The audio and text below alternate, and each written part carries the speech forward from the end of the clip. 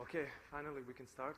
So, hello everyone. My name is Nemanja Drobnjak, and the name of the session is Future of Drupal in Numbers. First of all, before I open up, I'm just going to go through the list of our sponsors that enabled this event to happen. And also a good thing that we have a live stream now. So all the sessions are recorded. This thing was really missing previous year. Okay, so first of all, about me. I'm a front-end developer in Wunder, Germany. I have been in Drupal community for 2 years, and before Drupal, I freelanced a lot with WordPress and different front-end solutions. Also, I'm harsh realist, and this is the important part for this session because you need sometimes to just overlook the situation from different angles and take different conclusions, and based on those conclusions, we can push different initiatives, solve different problems, and we can always improve ourselves. I'm just going to throw here a session overview just so you can follow and see where we are at the when we are in the middle of the presentation. So first of all, I'm going to talk about show Drupal through the numbers and statistics, and then after that, I'm going to display Drupal through the view of CMS market and compare it to other content management systems, and at the end, we're going to talk about problems and solutions. Now, I know that usually sessions have questions part at the end, but since this session, I hope it's going to raise some new discussions and open some new initiatives, please feel free to interrupt me during presenting and just ask the question immediately so we can start and do like a bit of discussion there too. So first of all, Drupal in numbers stats. I'm going to start with a tweet from Dries, the creator of Drupal, and see this really great stat that Drupal 8 from the point when it was released in 2015 has grown really, really far, and now that we have 250,000 websites running Drupal 8. However, this does not display the total number of Drupal websites that are currently online. Here is the data from Drupal.org. So from Drupal.org, we have usage stats. I have pulled out data from each year looking for highest numbers. So these here numbers from 2014 up to 2018 are the highest numbers that were at that for the whole year. We can see here also that some, for example, for 2018, we have multiple values because I wanted to point out some of the really important events that happened and that influenced this current drop in the Drupal websites. We can see that from the April 21st until the June 16th, which was 2 weeks ago, Drupal lost almost 200,000 websites. And we would ask ourselves, okay, what happened? Yeah, there was still in April, there was still a good number of Drupal 8 websites, but it's not that we lost Drupal 6 or Drupal 7 websites. There are also a huge number of Drupal 8 websites lost. What happened there? The thing that happened was Drupalgeddons. So we can see that the first one that happened in 2014, October 15th, was handled pretty well.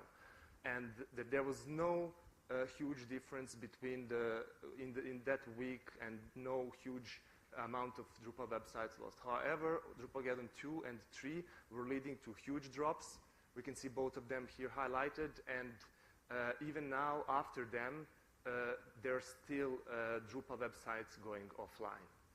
And also one of the problems that I would like to highlight here is that from 2014 to 2018, even though if we look only the highest numbers and we don't look at what happened with security vulnerabilities and what happened with in the past 2 months. So if we take the value from April 21st and we take also the value from October 11th in 2014, we have growth of 250,000 websites only, which we would all agree that it's not like a huge overall growth, because we had some similar numbers in 2017, and we can see that, like, for example, the results from February 20 and April 21st do not differ that much. Okay, now what happened with Drupalgeddon 1? We all know about that database abstraction vulnerability, SQL injection attack. After that, we know that Acquia deployed platform-wide shield to protect all customers and sites hosted on Acquia Cloud, and that Drupalgeddon one was handled pretty well. Even though it was like really, there was a really harsh and people were going really crazy against Drupal in public, Drupal did not lose any of the customers that they had. The reason probably for that is that everything was handled really well and that there was no list of any bigger Drupal websites being hacked with update not being applied on time. Also, I would like to state a quote from Ilya Koloshenko, Chief of Web Security high-tech bridge firm. He said that as soon as a vulnerability shows up in a huge CMS like Drupal, there are like millions of crawlers that are just going to go around and collect data from the website that are potential targets. And once they find potential targets, it's just like just few hours until those websites become exploited and the data gets stolen or taken. Then we had the Drupalgeddon 2 and 3, which was mass cryptojacking campaign.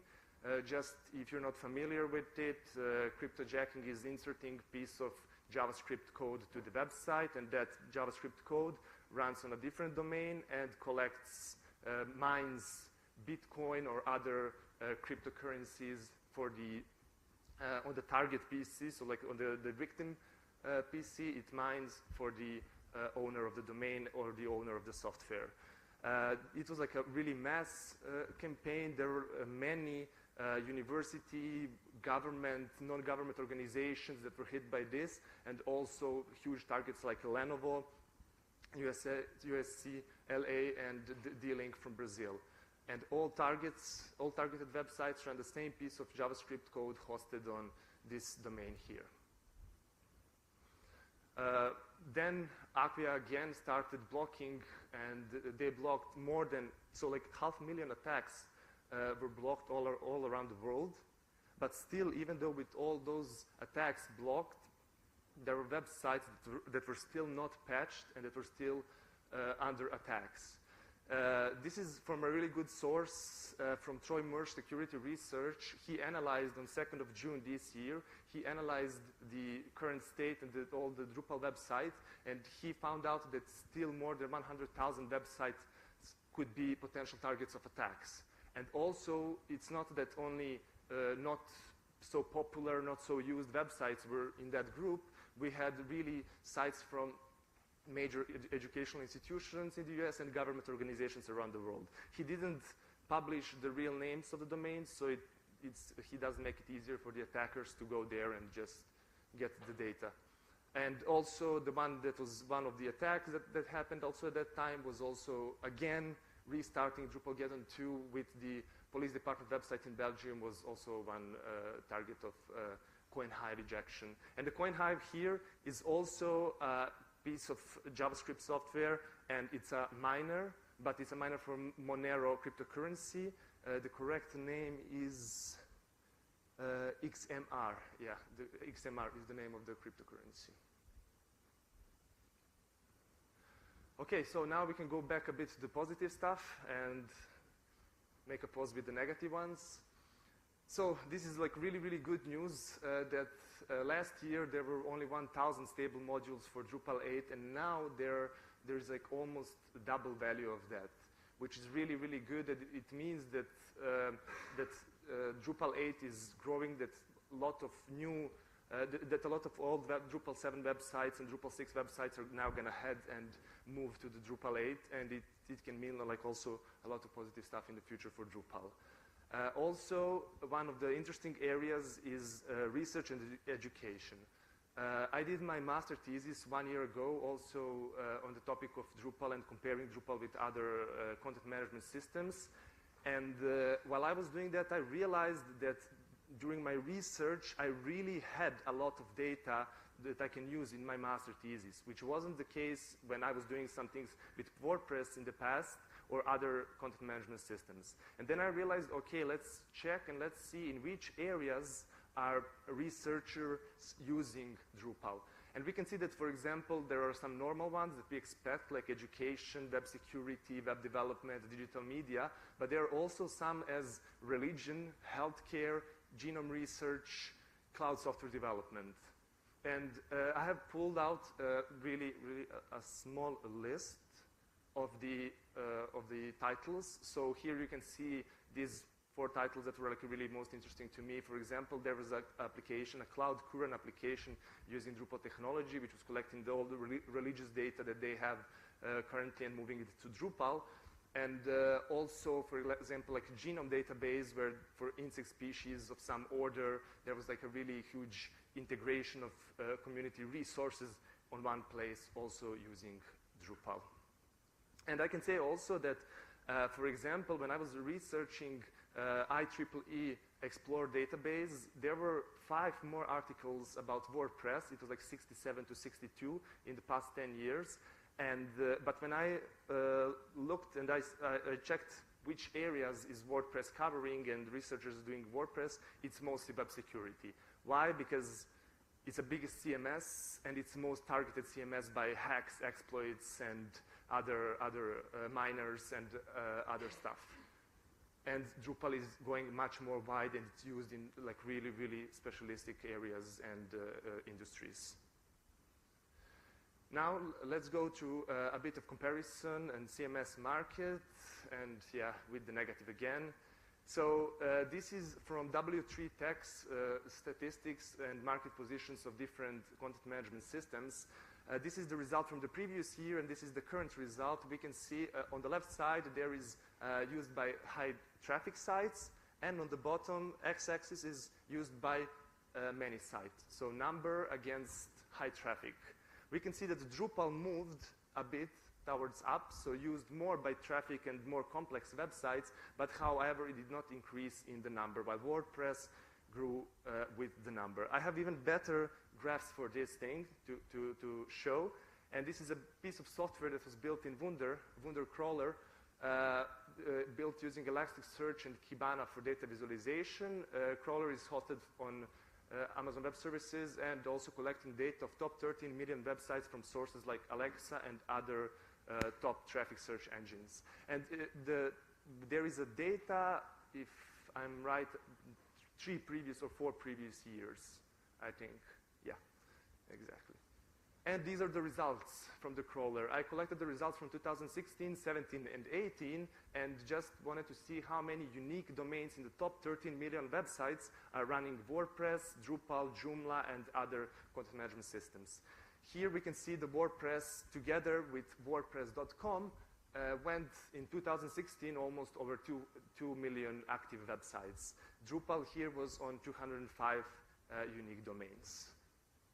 Yeah, on the second place it was Joomla. In 2017, we have WordPress.com overcoming Drupal, and together with WordPress now making almost 2.5 million active domains, while Drupal even dropped compared to 2016. And in the February 2018, we have a smaller leap for Drupal, probably more active websites going in Drupal 8, and some customers switching from WordPress to Drupal, but still WordPress didn't reduce in numbers. It even went even more, over 2.5 millions, and Drupal still on the 4th place behind even Joomla. Then there is a user contribution. This is not a negative stuff. This is, I think, a bit positive stuff, because like in the 1-year difference, Drupal has gained 12,000 active contributors to Drupal core. There are currently, I think, 13 or 1.3 million, 1.3 million users registered at Drupal.org, but not all of them are active. There are a lot of spam users, and this is the this is the numbers of active contributors. Then modules and project usage. This is a bit bad, because I took 3 most popular across both Drupal and WordPress, 3 most popular modules, and like 3 alternatives. So we have commerce on both sides, forms on both sides, and the Google Analytics on both sides. We can see here that, for example, WooCommerce is currently running on 4+ million websites, while Drupal Commerce only on 60,000. Also, we can see the results here for web form and contact form on the WordPress side, and also for the Google Analytics, where the results are pretty close. And this here can tell us that most users that are running WordPress are the users that they just want blogs. They don't want anything complex. They just want to have a blog, publish some posts, and have that shared across social networks. They're not interested in analytics, in any complex stuff. So we can see that there is not a huge difference between Google Analytics, but on the other side, forms and commerce are really, really with a big difference. Here is another report. This is a financial report from 2014. That's the latest year that I could get the data from both Drupal and WordPress. And this part here shows us that not everything is so dark. Drupal is earning currently more money than WordPress. From the events, from the sponsorships, from the contributions. So here I do not count WordPress subscription model with plugins and the themes and the payment of themes. This is just from the open source. So we can see here that Drupal is earning more money but organizing less events. What can we take out from this is that maybe we can just focus more on creating some events across the world. So create more events, maybe reduce the price of the tickets, and then try to attract more and more people to join Drupal community. These are the events and conferences that happened, where we can also see that Drupal, with the number of people at the events, was also going even over WordPress and WordCamps, which are most popular WordPress conferences. So we can see here the results from 2018 and 17, and we can see that the DrupalCons were as a biggest Drupal event there is, and also WordCamp, and they're pretty similar. So it's not like DrupalCamp and WordCamp are similar. So here it's WordCamp and DrupalCons. And we can also see that there's a big difference in numbers. Like it was, for example, in Nashville, there was almost 3,000 people, and Nashville in 2017, also the same spot with the WordCamp, had 2,500 people together with live streams, which is a really, really big difference. Now I want to talk about one more, before I go to part with solutions and saying how we can improve, what can we do to make Drupal better, and to stop losing clients, to stop losing developers and people using Drupal. There is also like a few alternatives now that are really threatening to take over the world, not just from Drupal, but also like to take over a huge number of WordPress customers. Software as a service is starting to become really, really popular right now. WordPress recognized this 4 or 5 years ago, I think, when they started WordPress.com, which is a relatively software as a service solution where you just go register, you don't need to set up anything, you have your own blog in 2 minutes. And also multiple WordPress plugins are using software as a service model where you have free version, which is good, but it's not going to be used for anything complex. Whenever you start gaining more functionality into your website, then you're going to go and opt in for the subscriber solution, and you're going to enter their SaaS model. The advantages of SaaS are that the clients do not care. Clients currently do not care about the platform or what is used to build their own website. They just say, okay, I just want this thing to work. I just want this application. I just want this service. And then when they focus just on final product, it's easier for them to use software as a service. Why? Easy to set up, low time investment, low cost compared to development and maintenance of any of the CMS solutions. And also there is more direct communication with the product creators.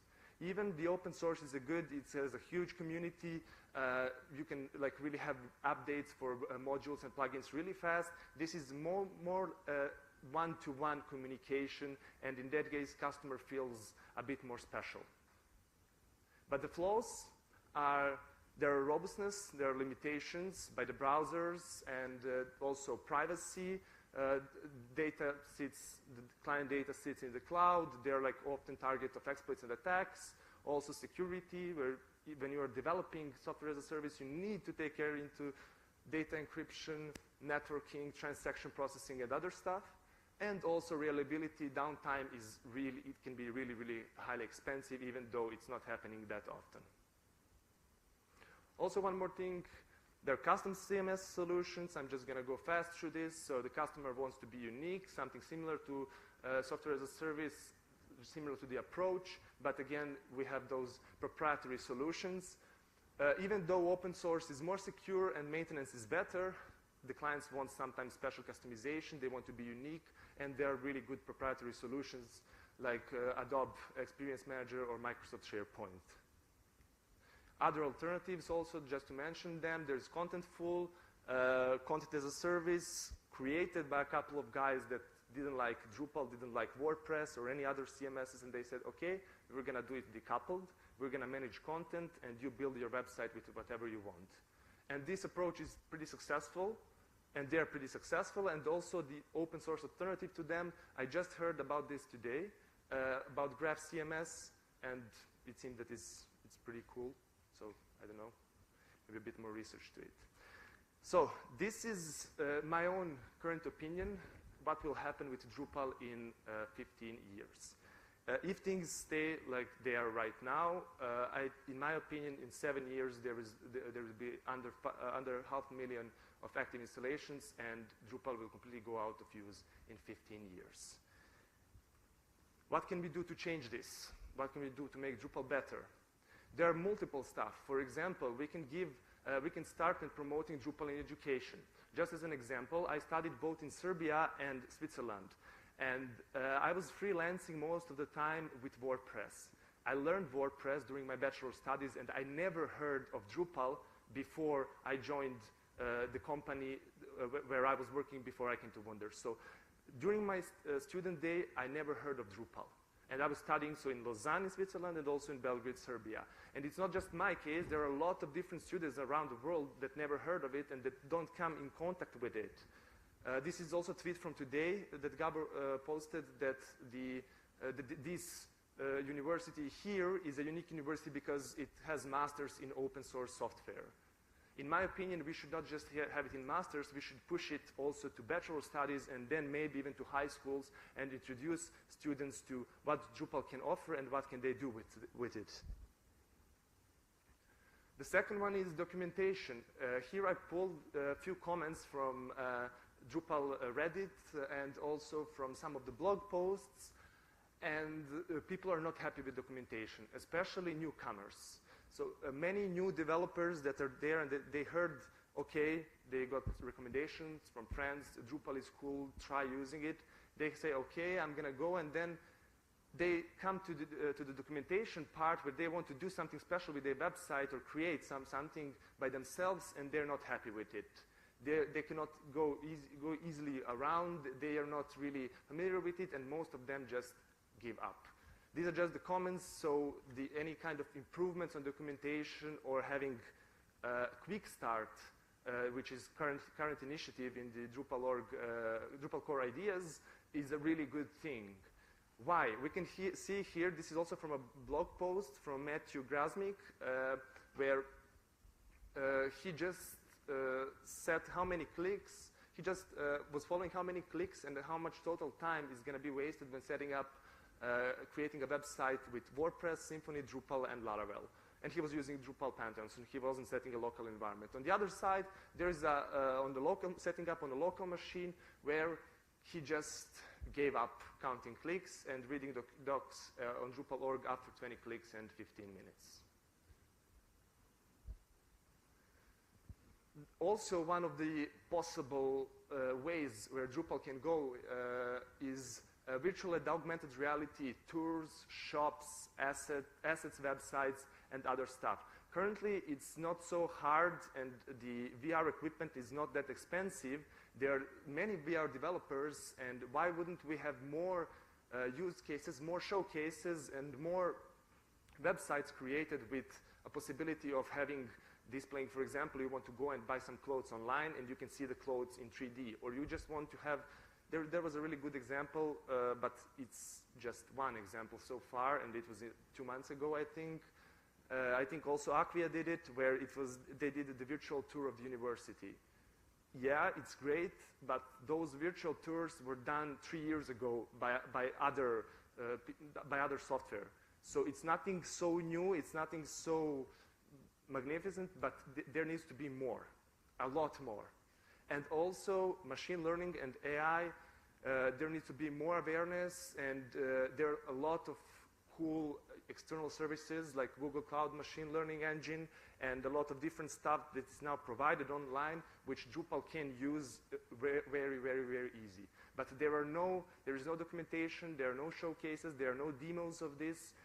This could maybe help attract more developers, like VR developers and machine learning people, and have them join and try Drupal. Also, one good thing that it was also part of one of the blog posts is that WordPress has about WordPress, and this is really, really easy to build and easy to integrate into current Drupal websites.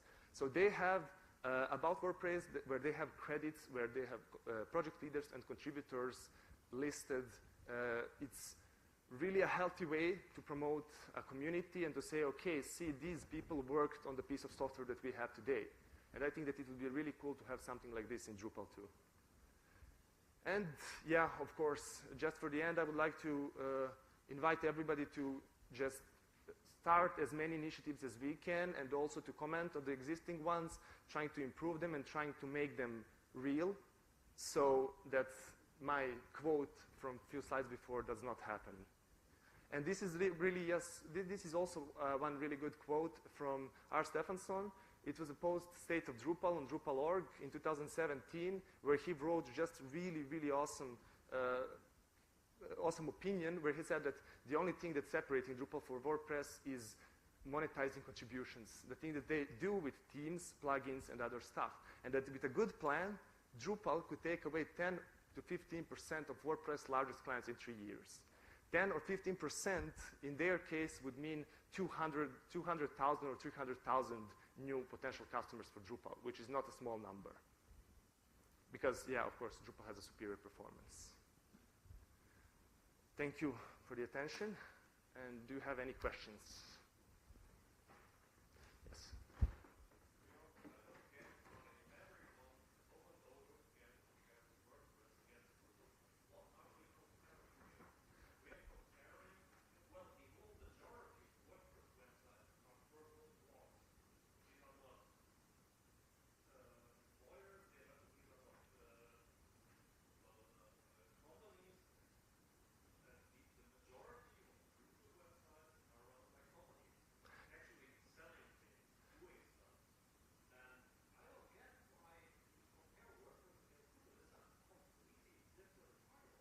Yes, that's the reason why I took the data only for top 13 million websites. So I wasn't getting all of the internet, because the results there would be really, really not comparable at all. The point is that there are too many companies still, and those bloggers, or like people that are just writing blog posts, attract new developers. I didn't put here, but there is a lot of data you can just check. You saw by the plugin data and team development. WordPress has so many more developer companies, team developers, plugin developers, and people that are just working to improve WordPress and to make it better. And that's the okay.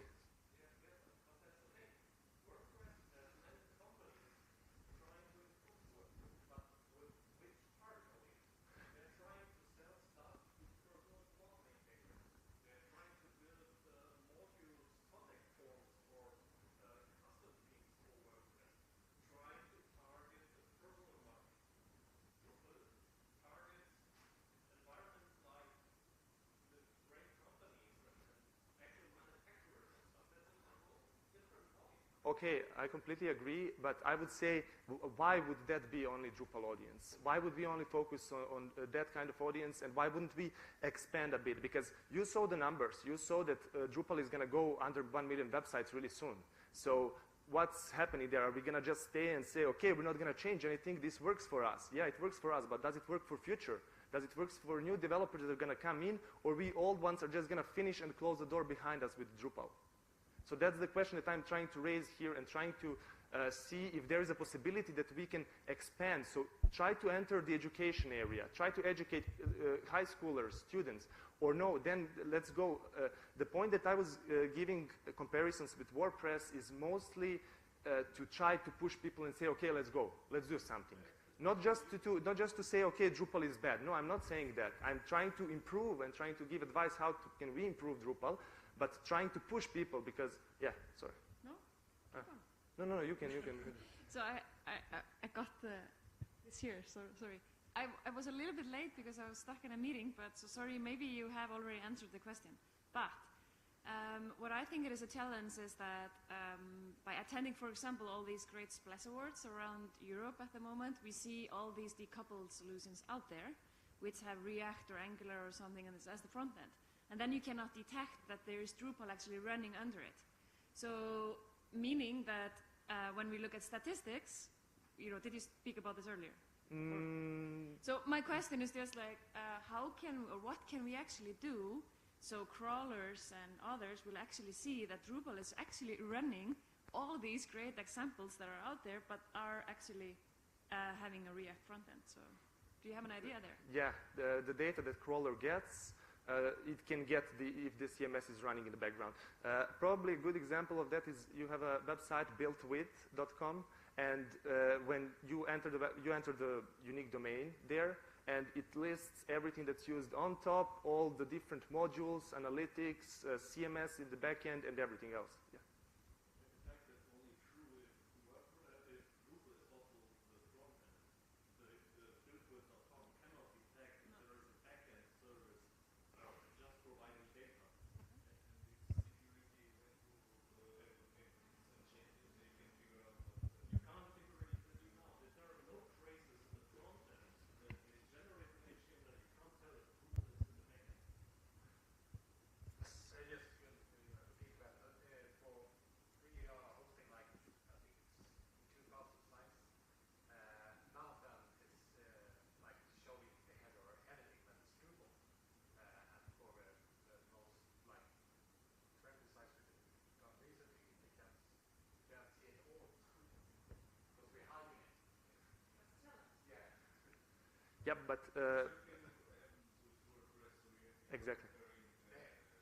Exactly. Yes. One question, one sentence Okay. for me. I agree with documentation. I agree with education. It's important to make that information go to schools. It's very important. I work at a company that we try to educate young students to know about WordPress, but they don't know anything about web.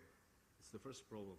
When students go out of the universities, they know a lot of technologies, but they usually don't know real web, how things work, because web is not as it were 15 years ago.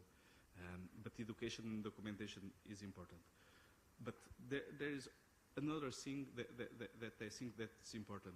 People is trying to use WordPress to create Drupal sites. And they are doing it the wrong way because they know WordPress and they know PHP and they put stuff inside of WordPress. But Drupal is more than only CMS. You can do a lot of it, but bigger sites and bigger stuff. It's important to educate who chooses the technology, why choose Drupal, and when to choose Drupal, and when to choose WordPress. It's a way to go to blog systems and stuff like that. Personal use, I don't agree with that, but we could create some teams, some stuff for again. But Drupal is more than WordPress, my opinion. I completely agree on that, and I would just also add that's why that program that they have here, which is not WordPress or Drupal, or it's open source. So it should teach people first what is open source and how open source functions and what are the open source contributors and why do people contribute to open source, what is their goal, and then start from that. And then after that, introduce people to WordPress, to Drupal, to Joomla, to other open source system and open source solutions and exactly compare them and show them how things work. And as there was the quote, the last quote that was there that was showing that Drupal has so much better when it comes to performance compared to WordPress. So there's, exactly as you said, it has so much more. Exactly. Exactly, exactly. And also for those education things that I put there and the titles of research papers that I had, they were also there just to show, okay, people are using Drupal to create a genome database and do a genome research on it. And also like a really awesome cool stuff. So the goal is to, let's make that even better, let's make that even wider, and let's use it even more. Okay. May I, since I have the mic at the moment, sorry. So first of all, thank you very much for this nice talk. Yeah, because we are going, unfortunately, in a direction where we try to compare stuff, but I actually think your main point was about going to the very core of what Drupal can contribute to the open source community. Again, my personal example is always Bojan with the commerce guys trying to get together the commerce systems that are out there and trying to have one PHP library that just doing taxes and stuff. And this is actually the strongest thing I think about Drupal. It's the community, it's the best practice we think about. And for me personally, Drupal going down in the installations may not be a bad thing if Drupal then tries to concentrate on the very content storage, content formation and stuff, and then maybe having a front end whatever built with to present those data. And if we stick to this kind of core, try to educate, as you gave the example to, I think that's a very good progress. Yeah. Okay.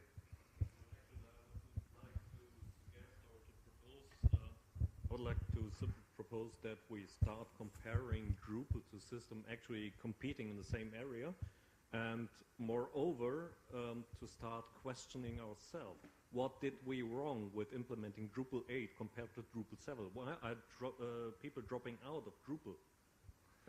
If we try, or if we continue to question Drupal and compare it to like WordPress, for example, we're trying to be a system in all places. We can't be that good in all places. We can only be good at certain places for certain use cases.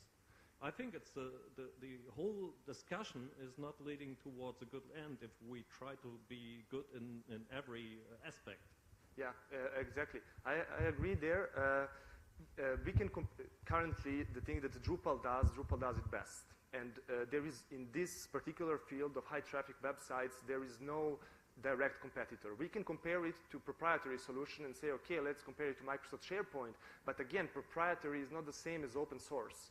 And also we can try and compare it to Contentful, but it's not the same because they're doing decoupled solution. They're caring only about content and not the website development. So then we don't have the real thing to say, okay, let's compare it. My point was more to say, okay, WordPress does these things good. Can we also do the things that we do right now, can we improve them even more? And do them like, okay, let's educate more people, let's create more events, not like less events, higher ticket costs, lower ticket costs, more events. Let's spread it through the universities, through the countries. Let's meet people with Drupal, because that's the way how WordPress did it, and they solved solution that is, we would all agree, worse than Drupal. Okay, yeah.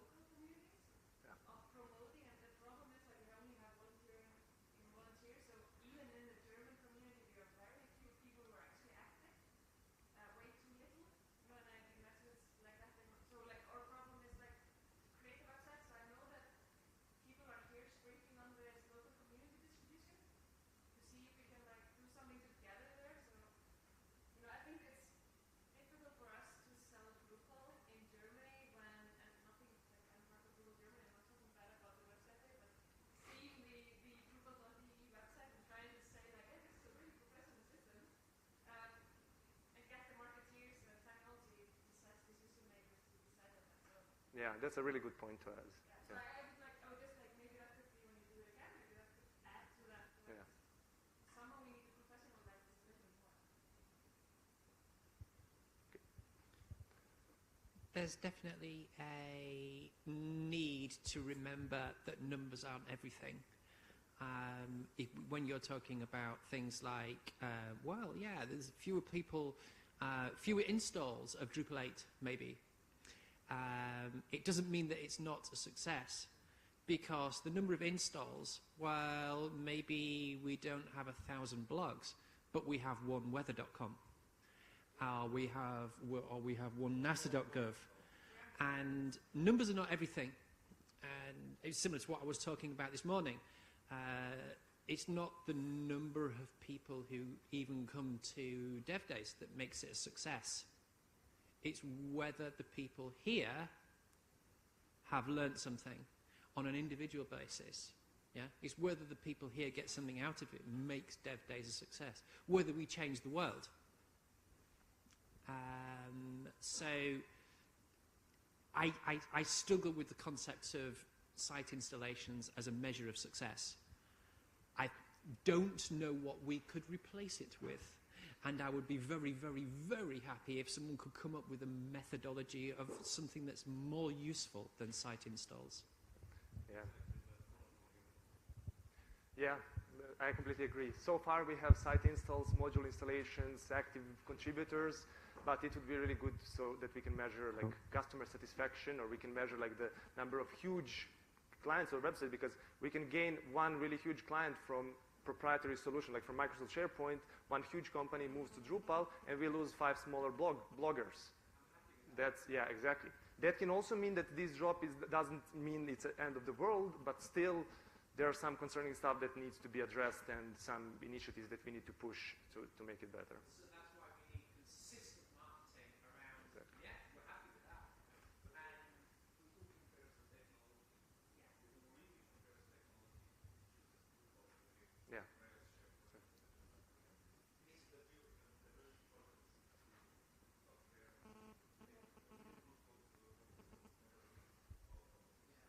It's why all of us in this room need to be having a consistent message all the time. And this is a thing that we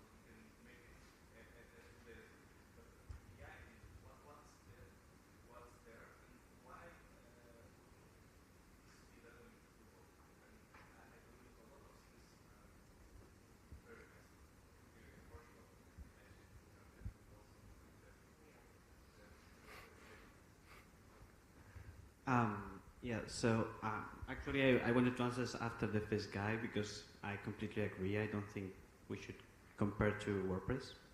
I come from a little bit a different world as Drupal because I'm working in a consultancy firm. So, and we integrate CMS in big enterprise, so big corporations, and we are seeing that from this year a lot of potential in Drupal on this market. So basically, big companies, big organization. I'm not talking about blogs. I'm not talking about e-commerce. I'm talking about typical top market companies. And answering the question that the girl, you remember her name? If you look at the Gartner Magic Quadrant, so which defines which is the leader on the enterprise content management systems, you see right now it's Adobe Experience Manager, and they completely ignore the number of sites they have. So the number they took is the business they do, basically. So I don't think this is a question for you. So actually, first, thanks for this presentation. I think it raised a very good question to the community, which I think it's like what the community is, what is the focus of the community, because there is not a company behind that defines what Drupal, where does it go to, actually. So as a community, we should decide where should we do, what should we do with the product. From my perspective, in my personal opinion, I see a lot of potential in the big companies market, in the big educational institutions, and that sort of things, but not small things like, I mean, I would completely ignore WordPress. That was what I wanted to say. Okay, yeah, I mean, I agree for like big complex enterprise solutions. The reason I decided to use WordPress, not because like the WordPress could be the only primary, like the most, it's not like really exactly primary because it's not the same target user, target customer group, but it's an open source CMS. It can be used for some of the things where you can use Drupal also. So basically it's most close to the primary competition that of all the other ones, because you cannot compare it to, I mean, you can, but it wouldn't be like real comparison if you compare it to AEM, or like a Microsoft SharePoint, because you have Microsoft and Adobe behind those CMS solutions who's gonna like steer them, pump the money, like necessary money into it, like put the millions inside just to improve some functionalities and add some stuff, which we cannot do here. And that's why I was going more as a comparison. We needed to compare it with something and see, okay, WordPress does something is good. We also have our good stuff. Let's do our good stuff even better. Yeah, I think that the Drupal community should take a direction. So you cannot take everything.